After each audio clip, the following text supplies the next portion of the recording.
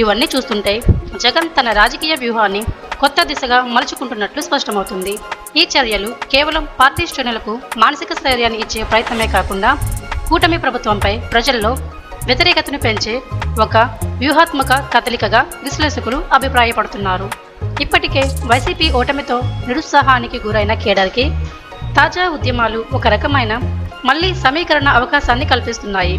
అయితే పాలనలోకి వచ్చి 3 నెలలైన కూటమి ప్రభుత్వం ఇంకా పూర్తిగా స్థిరపడిన దశలో ఉంది. ప్రభుత్వం ఏ విధంగా స్పందిస్తుంది? జగన్ చేపట్టే ఆందోళనలపై అధికార పక్షం ఎలాంటి వ్యూహంతో ముందుకు వస్తుంది?